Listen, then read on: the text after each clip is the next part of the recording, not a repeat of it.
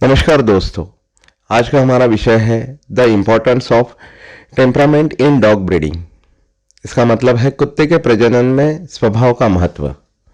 हम डॉग जो लेते हैं वो क्या पर्पस से लेते हैं, इसके लिए हमने कुछ स्लाइड्स बनाए हैं। वो इंग्लिश, हिंदी और मराठी में हैं। इस वजह से काफ़ी लोगों का इसका यूज़ होगा। पहली तो चीज़ है कि हमें टेम्परामेंट के लिए सबसे ज़रूरी चीज़ है कि प्योर ब्रीड डॉग ही होने चाहिए। ये हमें ध्यान में रखना है। ब्रीड में टेम्परामेंट्स बहुत ज़रूरी है। एग्रेशन होता है, बहुत से डॉग्स में एग्रेसिव डॉग आ जाते हैं। ये किस वजह से आते हैं? तो हर जो डॉग का ब्रीडिंग है, मदर फादर का टेम्परामेंट जेनेटिकली कैसे है, इस वजह से होता है। ये हमें जानना बहुत ज़रूरी है। डीएनए सबसे ज़रूरी है कि डॉग्स में किस तरीके से डीएनए कैरी करता है, कौन सा जेनेटिक्स में हैप्पी, प्लेफुल, गार्ड, किस कैटेगरी के डॉग के डीएनए आगे जाते हैं, ये हमें देखना बहुत ज़रूरी है। सबसे ज़रूरी चीज़ है कि अगर हम ब्रीडिंग कर रहे हैं तो हमारे डॉग का टेम्परामेंट बहुत ही अच्छा होना चाहिए। जैसे कि डीएनए की वजह से अगर हमें बहुत अच्छा एनाटॉमी का डॉग अगर मिल जाता है तो टेम्परामेंट भी इसी से ही आता है। सबसे ज़रूरी चीज़ है कि डॉग जो है बाहर जाते वक्त शर्मिला नहीं होना चाहिए, एग्रेशन नहीं होना चाहिए उसमें, और लोगों के साथ में प्यार से ट्रीट करना चाहिए। ये सबसे ज़रूरी चीज़ है। स्वभाव जो है हम कैसे उसके बढ़ाते हैं, कैसे मेंटालिटी के साथ उसे बड़ा करते हैं, इस पर भी डिपेंड करता है। बहुत से लोगों को अभी फ़िलहाल अमेरिका में वगैरह लोग क्रॉस ब्रीडिंग डॉग लेना चाहते हैं, जैसे माल्टीज़ और पूडल का मिक्स, डूडल करके लैब्राडोर और पूडल का मिक्स, गोल्डन डूडल करके गोल्डन रिट्रीवर और पूडल का mix.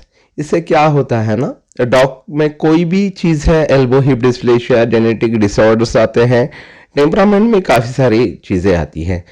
So no to cross breeding, ये हमें पता होना चाहिए।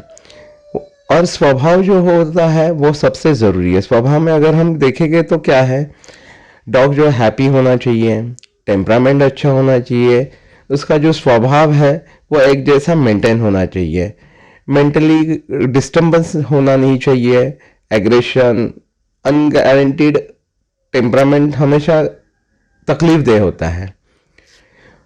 डॉग जो होता है डरपोक नहीं होना चाहिए, शाय भी नहीं होना चाहिए, एग्रेसिव नहीं होना चाहिए, बच्चों के साथ में आराम से खेले।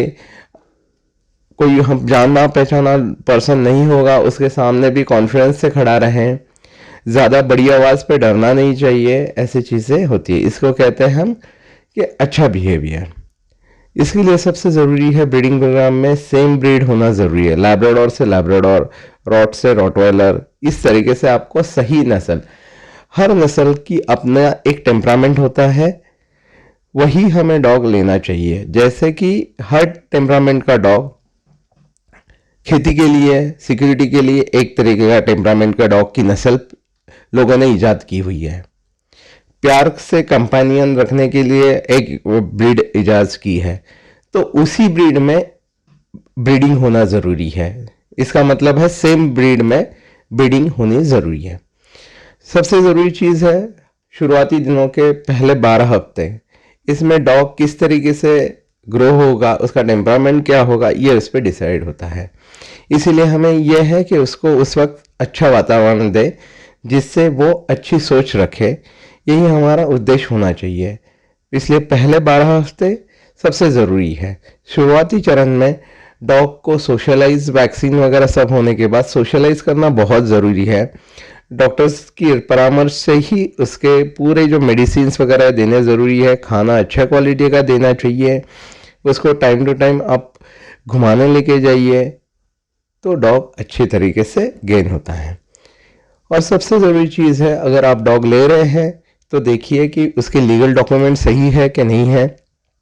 जो ब्रीडिंग प्रोग्राम रन किया जाता है, अगर इंडिया में है तो वो AWBI रजिस्टर्ड केनल है कि नहीं, ये आपको देखना बहुत ही ज़रूरी है। और सबसे ज़रूरी बात, अगर कोई न्यू कमर्स, न्यू ब्रीडर अगर काम करना शुरू करना चाहता है तो उसको एजुकेशन बहुत ही इम्पोर्टेंट है।